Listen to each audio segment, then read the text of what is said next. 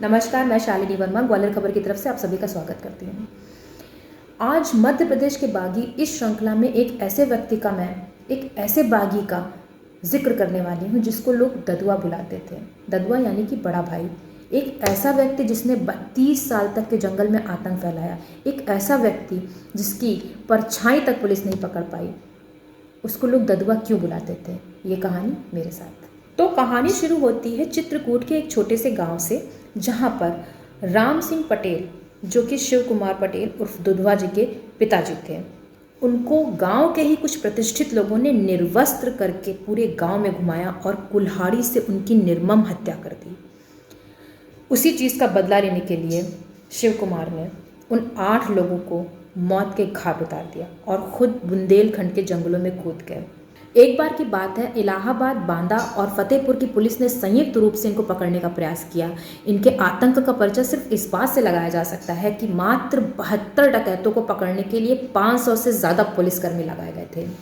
कहा जाता है कि उस घेरेबंदी से बचने के लिए इन्होंने एक संकल्प लिया था कि अगर आज वो बच गए तो एक पंचमुखी हनुमान की मंदिर की स्थापना यहाँ पर करेंगे।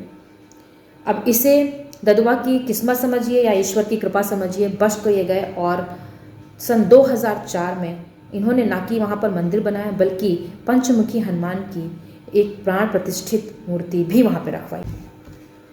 ददुआ जितना आम जनता के बीच में लोकप्रिय हो रहे थे, उतने ही इनकी पकड़ उत्तर प्रदेश और मध्य प्रदेश के राजनीतिक दलों में बढ़ रही थी।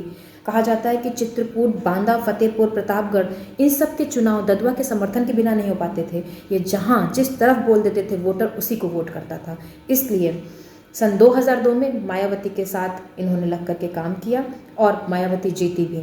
लेकिन 2004 में जब सरकार बदली तो ददुआ का पूरा परिवार मुलायम सिंह यादव नेताजी के साथ में लग गया। उसके बाद ये हुआ कि पूरे परिवार ने उनमें ही अपनी आस्था बना ली। लेकिन 2007 में जैसे ही सरकार बदली, मायावती ने इनके काउंटडाउन की गिनतियां शुरू कर दी और इसकी भनक शायद ददुआ को पहले ही सी थी। इसी वजह से ददुआ ने सपा सरकार में ही अपने भाई, जीजा और पुत्र को सांसद से लेकर विधायक तक बनवा दिया था।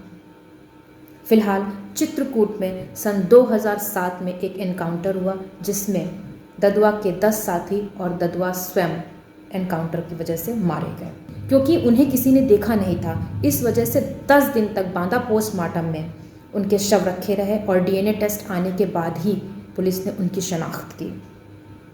आतंक का पर्याय बने और 2 राज्यों की पुलिस का सरदर्द बने ददुआ की कहानी खत्म हो जाती है।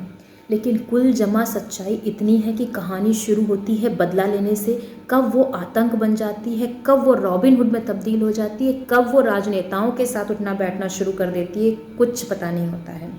जो चीज़ें उनके विरोध में जा रही हैं वो उन सब चीज़ों को जानते हुए भी 32 साल तक जंगल पर राज करते हैं।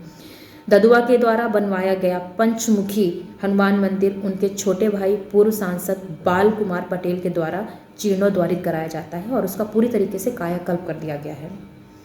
ऐसे बागी जो बदला लेने के लिए अपने आप को जंगल में झोंक देते हैं, उसके बाद किसी न किसी राजनीतिक नेता के शरण में जाते हैं, फिर वही राजनेता अपने स्वार्थ सिद्ध हो जाने के बाद में उनको ख़त्म करवा देते हैं। एक ऐसे ही बागी थे शिव कुमार पटेल उर्फ ददुआ। कैसी लगी ये कहानी, शेयर करके कमेंट करके ज़रूर बताएं। शुक्रिया।